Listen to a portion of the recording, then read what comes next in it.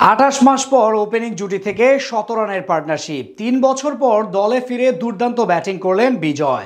ক্যারিয়ারের দ্বিতীয় সেঞ্চুরির দেখা পেলেন সাদমান ইসলাম। সাগরিকায় মনে রাখার মতো একটা দিন পার করলো টিম টাইগার্স। শেষ বেলায় পরপর উইকেট হারালেও দ্বিতীয় দিন শেষে চট্টগ্রাম টেস্টের চালকের আসনে এখন বাংলাদেশ। সাদমানের সেঞ্চুরি এবং বাংলাদেশের অবস্থা নিয়ে বাকিটা জানবো রিপোর্টে।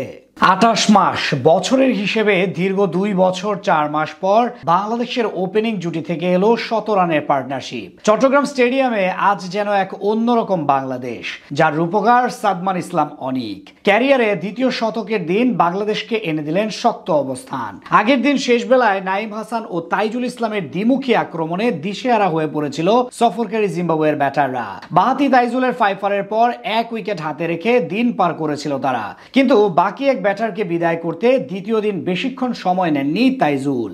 আজ হাওয়ায় ভাসানো তার প্রথম শট অফ লেংথের ডেলিভারিতে পরাস্ত হয়ে সাজ করে ফিরেন ব্লেসিং মোজারাবানি। ফলে 227 রানে পুরোপুরি গুটিয়ে যায় জিম্বাবুয়ে।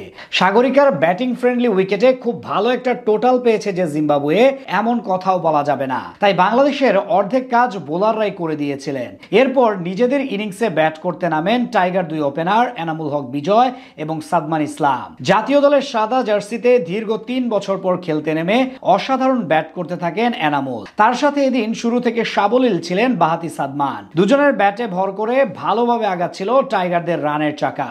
দীর্ঘ 13 ইনিংস পর 50 ঊর্ধ্ব ওপেনিং পার্টনারশিপের দেখা পেল বাংলাদেশ। 23তম ওভারে বাউন্ডারি মেরে ব্যক্তিগত অর্ধশতক রানের গন্ডি পার করেন বাহাতি সাদমান ইসলাম। এদিকে দারুণ খেলতে থাকা এনামুল হকের কপাল পুরে আম্পায়ার্স কলের বরাতে 32তম ওভারে মোজারাবানির করা ব্যাক অফ লেংথের ডেলিভারিতে এলবিডব্লিউর শিকার হন তিনি। 3 বছর পর ফিরে বিজয় করেন 80 বলে 39 রান। 42তম ওভারে বাউন্ডারি মেরে ক্যারিয়ারের দ্বিতীয় সেঞ্চুরি পূরণ করেন সাদমান, যদিও এরপর বেশিক্ষণ টিকতে পারেননি তিনি। 120 রানের নান্দনিক ইনিংস খেলে বিদায় নেন বেন ব্যানেটের শিকার হয়ে। তার আগে 33 রানে বিদায় নেন অভিজ্ঞ মুমিনুল হক। পরপর 2 উইকেট হারানোর পর কিছুটা ব্যাকফুটে চলে যায় বাংলাদেশ।